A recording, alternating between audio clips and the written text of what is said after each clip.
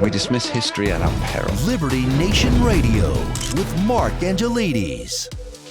Welcome back to Liberty Nation Radio, heard coast to coast on the Radio America Network. I remain your host, Mark Angelides. We continue to be joined by national security correspondent Dave Patterson. Now, earlier, Dave, we were talking about the nominations, and we are just approaching, at time of recording, Inauguration Day. And some of the big news is that a ceasefire deal has been agreed between the Israeli government and the Hamas terrorist organization.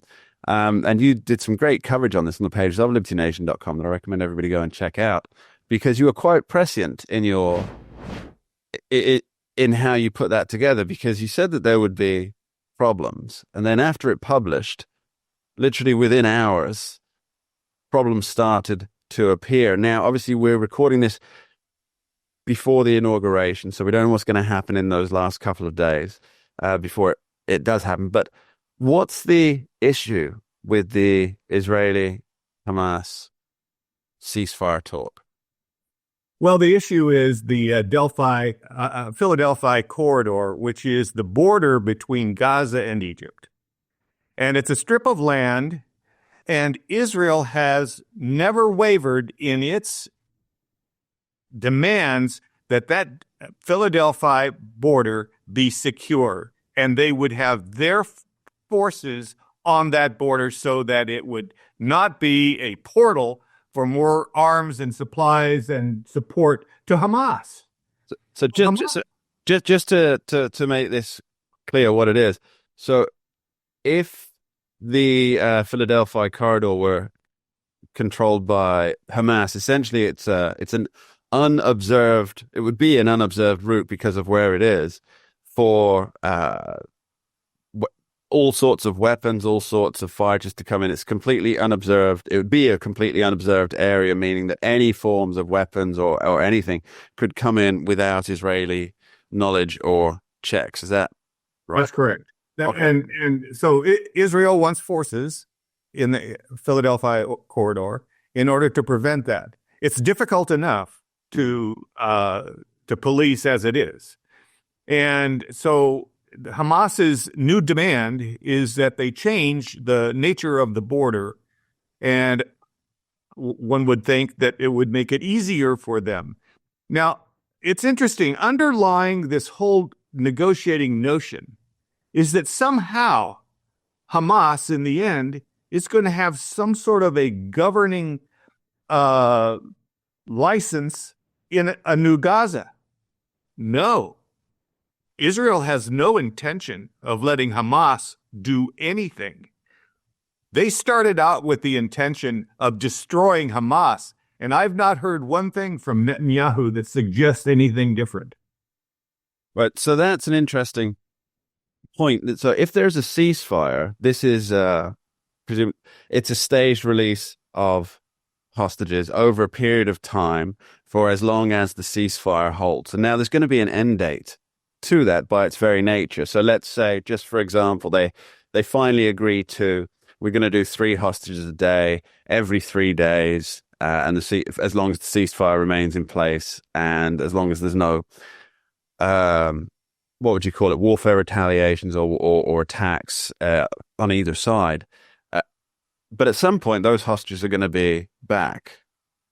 Now, what it looks to me here, and I may not have this right, it's not my area of expertise at all, but what it looks like here is that Hamas is trying to get a future-proof position, specifically with the Philadelphia corridor, that because there'd be nothing to stop the Israeli government cracking down on Hamas, going after them in the manner that they are now, after all the hostages are returned, because that's the bargaining chip, right? If they get the corridor, then they've got easy access in and out. They can bring their leaders through. They can bring in weapons, and they can essentially start from the beginning, from what it was like before October 7th, 2023. And I, like you, I don't see how Israel would be willing to let that essentially go back to the status quo, as it were. Remind you of Ronald Reagan's status quo is Latin for the mess we're in. Yeah, right. That's right. So the chips change if in fact, this ceasefire goes through and it all looks as though the hostages are returned and whatever remnants of this terrorist organization remain. Now the chips are, the leverage that Israel has is, we are going to help you rebuild Gaza if you continue to behave. You do not continue to behave, then you're going to see a lot more of us. And I think that that's where the leverage for Israel is. And truthfully, they have the upper hand, quite frankly. I mean, and in how many forces they keep in Gaza. Now, Hamas says, all Israelis have to get out. Well, I don't think so. I don't, that's foolish. Why would they do that? Yeah. I mean, they've spent a lot of their treasure thanks to Hamas anyway, in securing Gaza, and it's not terribly secure yet. I mean, there's still fighting going on despite what people think. And it's more, as I say, roving bands of, uncoordinated terrorists running around. But nonetheless, Hamas still has a presence. Mm. Yes, it's almost as though there's leadership and organization coming from outside of the actual Gaza region. Yes, it's always out. And on that subject specifically, so we had Joe Biden do his farewell address where he claimed the credit for negotiating a ceasefire here. And, he's president of the United States and no deal could go ahead without his backing, blessing, or input.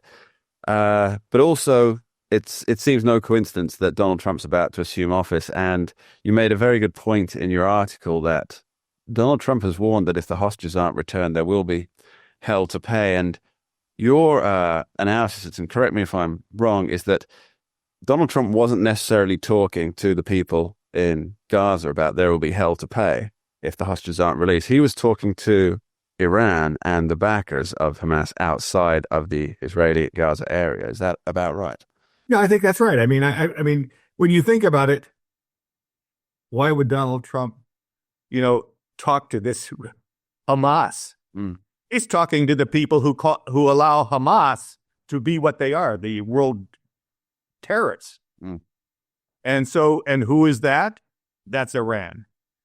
And so if you convince Iran that their behavior is not acceptable, and then notice how all of a sudden Syria, proxies in Iraq, and of course it helps to have Israel with a big hammer to go down and beat up on the Houthis in Yemen, where we didn't quite get that job done. Dave Patterson, thanks ever so much. We'll reconnoiter with you next week to figure out how all this went. Very much appreciated. Thank you, Mark. And that's all we have time for on this week's edition of Liberty Nation Radio, heard coast to coast on the Radio America Network. I've been your host, Mark Angelides.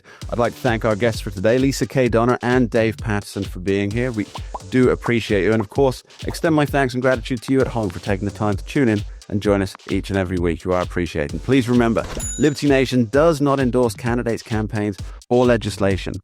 And this presentation is no endorsement. Thanks for being here. We dismiss history at our peril. Liberty Nation Radio with Mark Angelides.